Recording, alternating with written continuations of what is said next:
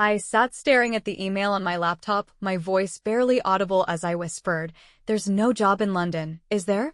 The screen in front of me displayed a series of messages exchanged between Daniel and someone named Kate, and it was like a slow-motion unraveling of months of careful manipulation.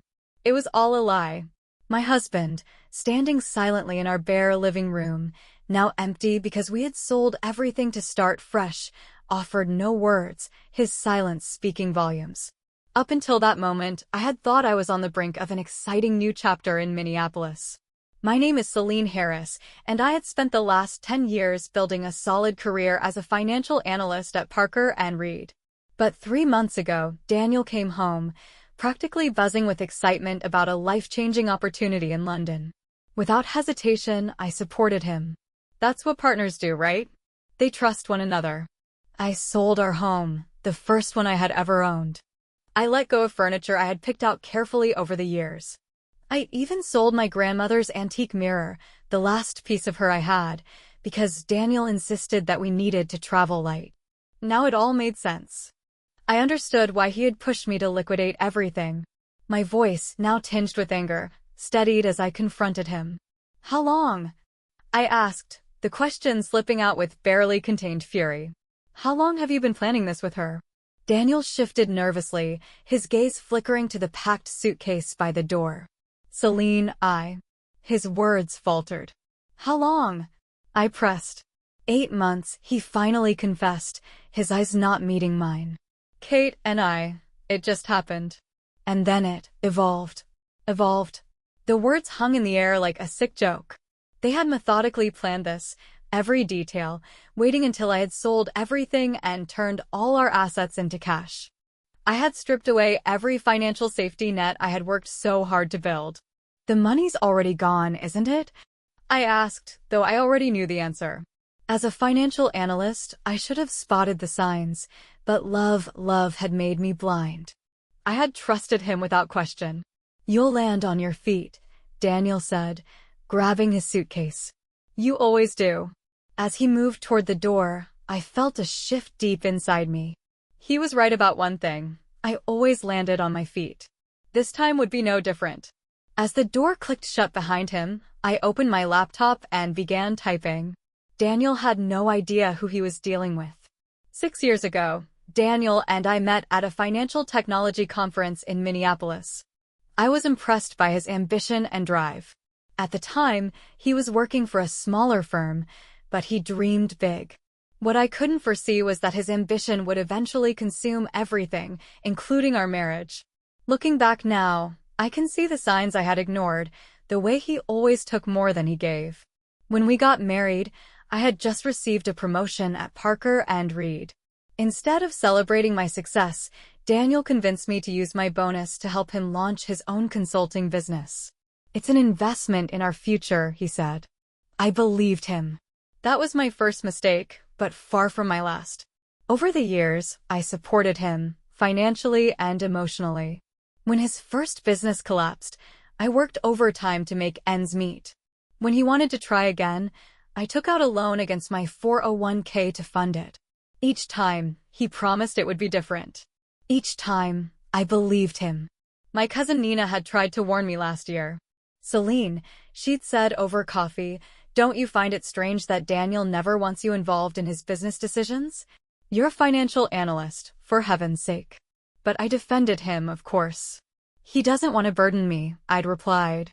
"Besides, he's my husband. I trust him." Trust. What a foolish thing that seems now. The signs were all there, the late-night phone calls he'd take in the garage, the business trips that were never quite explained, and how, months ago, he had started pushing me to sell my assets, claiming we needed to simplify our lives. When I sold the house, I had nearly $400,000 in equity, along with another $200,000 from my retirement accounts and investments. It was all converted into cash, as Daniel had suggested, to make the move to London easier. And now it was all gone, moved into accounts I couldn't trace. The irony wasn't lost on me. I spend my days analyzing financial patterns for multi-million-dollar companies, spotting discrepancies and preventing fraud. Yet, I couldn't, or more accurately, wouldn't, see the fraud happening right under my nose. Sitting in our empty rental house, surrounded by nothing but boxes and shattered dreams, something inside me hardened. I may have been blind before, but now my eyes were wide open.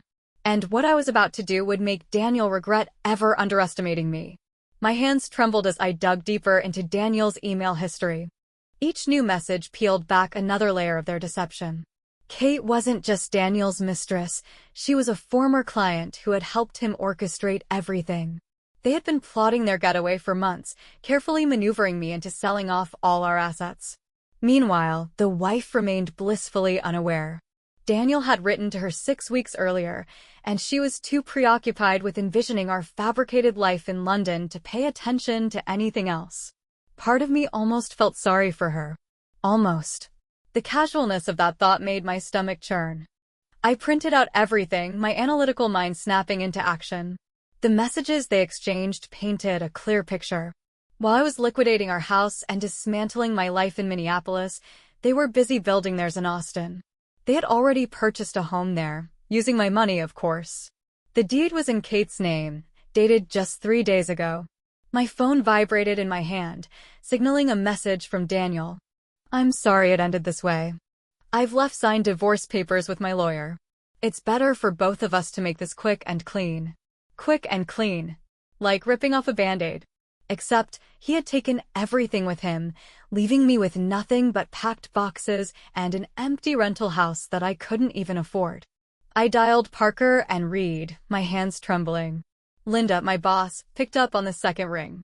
"I need help," I managed to say, my voice cracking. "I can't come to London next month for the client meeting because..." My throat tightened, and the truth spilled out. Because there is no London. There was a long silence on the other end before Linda responded. "Selene, you need to listen closely. What Daniel and his accomplice have done isn't just morally wrong. It's criminal fraud. You must call the police immediately. Then, get in touch with your bank. I'm texting you the number of a reputable lawyer. Use it. And Selene, your job is secure. Take all the time you need." Tears started rolling down my cheeks, not out of sadness, but out of relief that at least I had one steady hand in my life. The following hours passed in a blur of phone calls, the police, my bank, the lawyer. Each conversation hammered home just how extensive Daniel's betrayal had been. But it was the call from my bank that truly broke me. "Mrs. Harris, I'm afraid the majority of the transfers were authorized by you," the fraud representative said in a soft tone. "Since you willingly converted and moved the assets, there's very little we can do." I hung up and gazed around the empty house, empty because I had intentionally stripped it bare in preparation for our new life. The waning afternoon light cast long shadows, and for a moment, I saw my reflection in the window. I barely recognized myself. But as I stared into my own eyes, something changed. I was a financial analyst, skilled at tracing financial trails. I had connections, knowledge, and expertise that Daniel never considered. He thought he had destroyed me. But in truth, he had made the biggest mistake of his life. For the next week, I worked out of my cousin Nina's guest room, which I turned into a makeshift detective's office. Every wall was plastered with printouts, bank statements, property records, email exchanges. Night after night, I stayed up late, meticulously following the money trail Daniel had left behind. "You need to rest," Nina said one morning as she brought me coffee. She looked at me with concern, noting the dark circles beneath my eyes. "You can't keep going like this." "I can't sleep," I replied, scrolling through another bank statement. "Not while they're living it up with my money in Austin." I had already traced a major transfer, $380,000, that passed through 3 different banks before landing in an account under Kate's name. That money had paid for their new home, and just thinking about it made my blood boil. They were likely furnishing it with luxury items while I slept on an air mattress in Nina's guest room. Then, I received an update from my lawyer, Sarah Mitchell, and it only made things worse. "The police are treating it as a civil matter," she explained. "Since you authorized the transfers and there's evidence you knew about the accounts."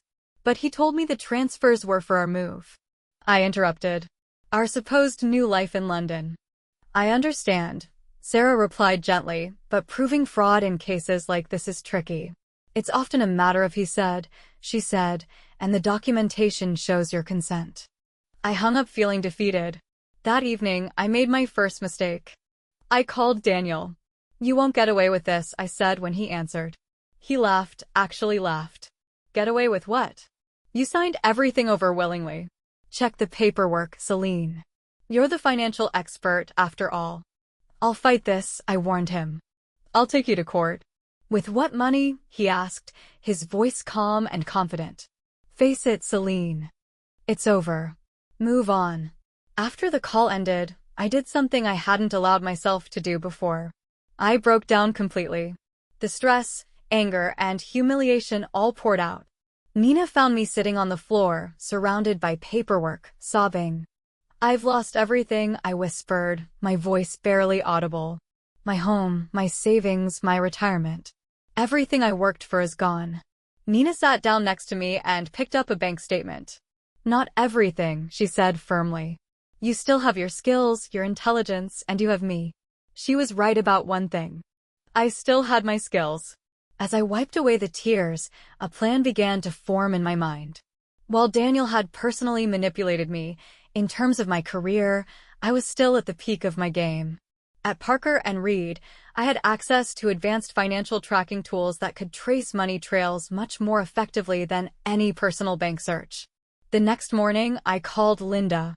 "I need to take a few vacation days," I told her. "And I also need a favor." Linda listened patiently as I explained my plan. When I finished, there was a long silence on the other end. Finally, she spoke. "You understand what you're asking, right? Using company resources for personal matters is against policy." "I know," I replied softly, "but I also know how much my work has saved the company over the years. I've never asked for anything in return until now." There was another brief pause before she responded. "You've got 2 weeks of vacation time. What you do with it is up to you, but be careful, Selene. And don't do anything illegal." I hung up the phone, feeling a surge of energy that I hadn't felt in days. Daniel had thought he'd won, that he'd broken me, but he was about to learn a tough lesson. Never underestimate a woman who knows how to follow the money. Using the financial tracking software from Parker and Reed after hours felt strange, but I pushed the guilt aside. This was no longer just about money. It was about justice. The tools I used daily to uncover corporate fraud patterns soon began revealing something surprising about Daniel and Kate's scheme. "They got sloppy," I said to Nina over breakfast. "They thought they covered their tracks, but they made rookie mistakes." "What kind of mistakes?" she asked, leaning forward. "Kate's been moving money between different accounts to try and cover her trail, but she's using a specific pattern. She transfers money every 3 days in set amounts." The software picked up on it immediately. But that wasn't the most shocking part. As I dug deeper, I discovered something that made my heart race. Daniel and Kate had been running a small-scale Ponzi scheme through his consulting business. They had defrauded at least 6 other people before targeting me. I found myself shaking as I read through the evidence. Names, dates, amounts, it was all there. They had used their charm to convince people to invest, showed them fake returns for a while, and then disappeared with the money. I wasn't their first victim.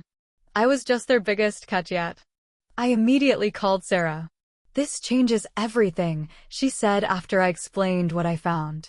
"We're no longer looking at a divorce dispute. This is wire fraud and investment fraud. This is now a federal case." But I wasn't ready to go to the authorities just yet.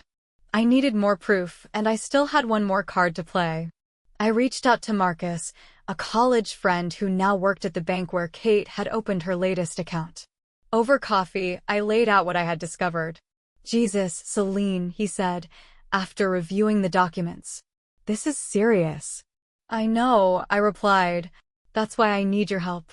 What happened next was like watching a series of dominoes fall.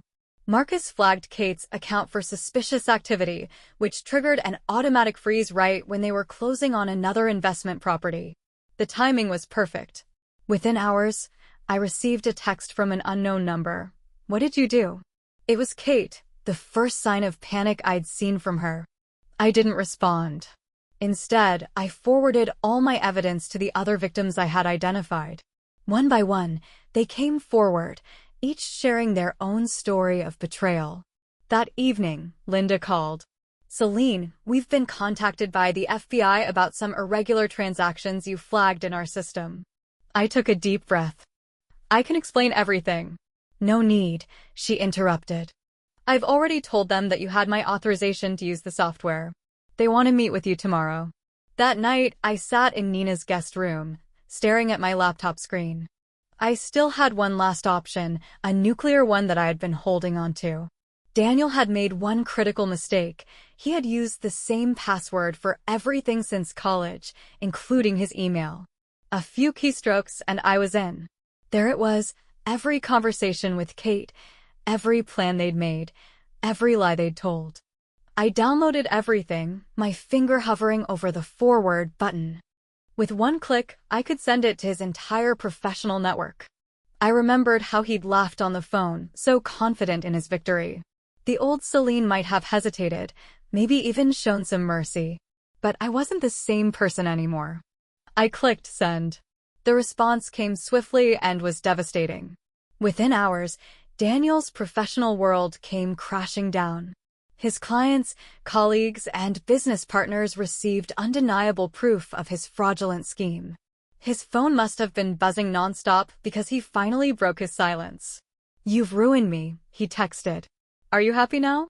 I stared at his message, feeling nothing but cold determination. "No, Daniel," I replied. "I'm just getting started." The FBI meeting the following morning was intense. I found myself sitting in a sterile conference room with two agents, walking them through everything I had uncovered in a methodical manner. They seemed particularly interested in the pattern of fraud affecting multiple victims.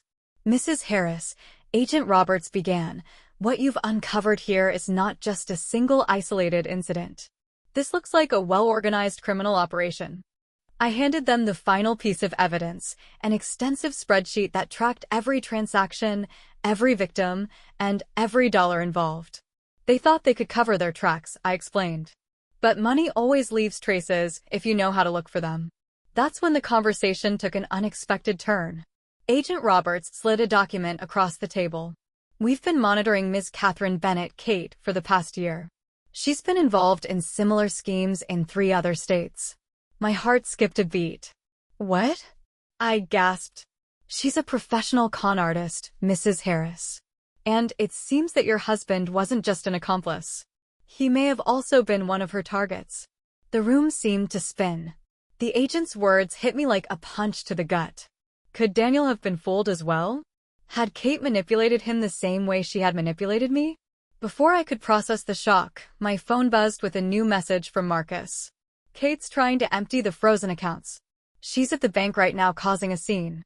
I excused myself and called Marcus right away. "She's threatening legal action," he said in a tense voice. "She's claiming she'll sue the bank for wrongful freezing of the accounts. She's even brought a lawyer with her." "Don't release anything," I insisted. "The FBI is involved now." Marcus's voice grew more urgent. "There's more. She's claiming the money was part of a legitimate business investment. She has documentation with your signature on it." A chill ran through me. I remembered signing a stack of papers that Daniel had handed me, papers that were supposedly related to our move to London. Those signatures were obtained under false pretenses, I argued. "That may be true, but it complicates things legally," Marcus responded. I rushed back into the conference room, finding the FBI agents preparing to leave. "Kate's at Meridian Bank right now," I blurted out. "She's trying to access the accounts." The agents exchanged a brief look. "Mrs. Harris," Agent Roberts said carefully, "we need you to understand something. If you've done anything that could be seen as illegal—" "I did nothing illegal," I interrupted firmly. "I just followed the money. That's my job." As they hurried out, a knot tightened in my stomach. Had I gone too far? Had my desire for justice clouded my judgment? I pulled out my phone and dialed Sarah, my lawyer. As I waited for her to pick up, another text from Daniel appeared on my screen. "You have no idea what you've started. Kate isn't who you think she is. We're both in danger now." For the first time since this mess began, fear gripped me. What had I really gotten myself into? I needed to speak with Daniel. After a restless night, I made up my mind. If Kate truly was who the FBI said she was, I had to understand the full extent of the situation. Nina thought I was crazy to even consider it. "He'll just manipulate you again," she warned. But I wasn't the same naive woman who had once trusted Daniel without question. I set up a meeting with him at a coffee shop near Nina's house, choosing a public and well-populated place for safety. When Daniel walked in, I barely recognized him. His usual confident swagger was gone. Instead, he looked nervous, haunted. "Kate's gone," he said without any introduction, sinking into the seat across from me. "She took everything she could access before the accounts were frozen. Even the house is gone. How does it feel?" I asked coldly. Being the one left with nothing? His hands shook as he placed a USB drive on the table. "I kept records of everything. Every transaction, every conversation, every scheme she planned. I thought I could use it as insurance. But she's always been 10 steps ahead." I stared at the drive, then back at my broken husband. In that moment, I made my final decision. I pulled out my phone and called Agent Roberts while Daniel watched, his face draining of color. "I have everything you need," I said into the phone. "And I have a witness ready to testify." Daniel slumped in his seat, knowing it was over. Kate might have gotten away with some money, but she had lost her partner and her cover. As for Daniel, he was about to learn that betrayal always has consequences. The aftermath unfolded quickly. With Daniel's testimony and the evidence I had gathered, the FBI tracked Kate down in Miami, where they arrested her just as she was trying to board a flight to the Cayman Islands.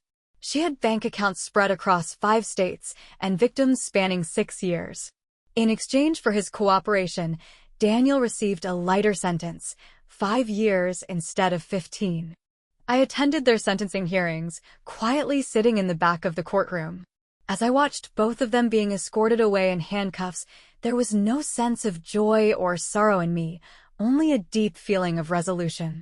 Agent Roberts informed me afterward that the funds would be retrieved and distributed to the victims. It might take some time, but most of the money should be returned. However, by then, I had already moved forward. Thanks to my efforts in uncovering Kate's scam, Parker and Reed had promoted me to lead their newly formed fraud detection unit. I purchased a modest home in a peaceful neighborhood. It wasn't extravagant, but it was truly mine this time. Nina was there to help me settle in, organizing the furniture, and hanging up photos on a bright Saturday afternoon. "You know what's ironic?"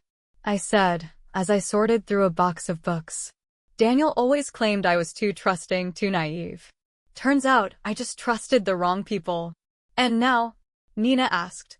I smiled, thinking of my fresh start, my new role, the victims I had helped, and the life I had slowly but surely rebuilt. "Now I trust myself. And that's enough." Later, that evening, as I stood in my new kitchen, I raised a glass toward my reflection in the window. The woman I saw staring back at me was stronger, wiser, and finally, completely free.